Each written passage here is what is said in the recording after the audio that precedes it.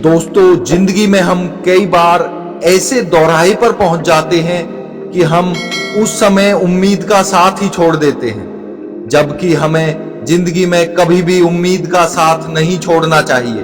दोस्तों, आज मैं आपको एक कहानी बताता हूं। यह कहानी एक दिव्यांग राजा की है, जिसके राज्य में कोई भी परेशानी या समस्या नहीं थी।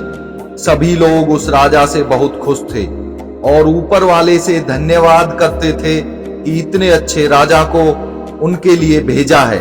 वह राजा दिव्यांग था, उसकी एक आंख नहीं थी और एक पैर नहीं था, लेकिन फिर भी राजा को इस बात का कोई मलाल नहीं था।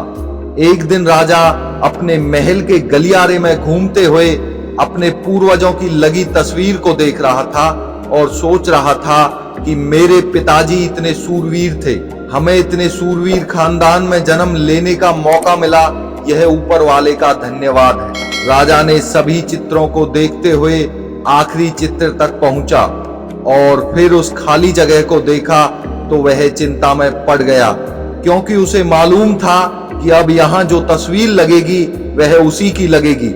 लेकिन राजा को इस बात की चिंता नहीं थी कि वह मर जाएगा। चिंता इस बात की थी कि वहां जो पेंटिंग लगेगी वो कैसी लगेगी। राजा का एक आंख और एक पैर ना होने की वजह से वह चिंता में पड़ गया और सोचने लगा कि इस गलियारे में इतनी शानदार पेंटिंग लगी है, लेकिन मेरी एक आंख और एक पैर ना होने की वजह से मेरी ही तस्वीर सबसे खराब लगेगी और सबसे भद्दी दिखेगी। राजा ने सोचा कि मेरे मरने के बाद पता नहीं कैसी पेंटिंग बनेगी, और क्यों ना मैं अपने जीते जी एक शानदार पेंटिंग बनवाऊं, ताकि मुझे ये सुकून मिल जाए कि मेरी यहाँ अच्छी पेंटिंग लगेगी। अब उस राज्य में ऐलान करवा दिया गया और सभी पेंटर्स को बुलाया गया और कहा गया कि जो भी पेंटर राजा की शानदार पेंटिंग बनाएगा उसे शानदार इनाम मिलेगा। अब सभी पेंटर राज्य में आए और उन पेंटर को पता था कि अगर शानदार पेंटिंग बनेगी तो शानदार इनाम मिलेगा, लेकिन जिस राजा की एक आंख नहीं है और एक पैर नहीं है, उसकी शानदार पेंटिंग कैसे बनेगी। पेंटर सोच रहे थे कि इनाम का तो पता नहीं, लेकिन अगर शानदार पेंटिंग नहीं बनी तो राजा गुस्सा हो जाएगा और सजा मिलेगी, इसलिए बड़े बड़े चित्रकार भी आगे नहीं आए। तभी उनमें से एक लड़का बोला, राजा साहब, मैं आपकी पेंटिंग बनाना चाहता हूँ, मुझे 24 घंटे का वक्त दीजिए। अब सभी बड़े बड़े पेंटर हैरान हो गए कि ये लड़का क्या पेंटिंग बनाएगा, और अगर राजा को पेंटिंग पसंद नहीं आई तो इसे सजा जरूर मिलेगी। राजा बोला, ठीक है, आप बनाकर आइए। अगले दिन वह लड़का तस्वीर बनाकर लाने वाला था और दरबार पूरी तरह से भर चुका था। लोग दूर दूर से ये देखने के लिए आए थे कि वह लड़का कैसी पेंटिंग बनाकर लाएगा। अब लड़का जब उस राजा की पेंटिंग बनाकर लाया तो लोग आश्चर्यचकित रह गए। सब लोग जोर जोर से तालियां बजाने लगे, सीटी बजाने लगे, और जब राजा ने उस पेंटिंग को देखा तो वह खुश हो गया और बोला कि वाह, इससे अच्छी पेंटिंग तो इस पूरे गलियारे में नहीं है। राजा ने उस लड़के को बहुत सारा इनाम दिया।